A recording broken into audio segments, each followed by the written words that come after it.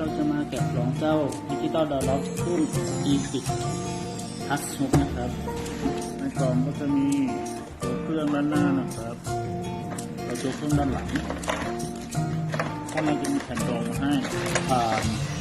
แล้วก็การ์ด2 ใบและชุดล็อกข้างครับ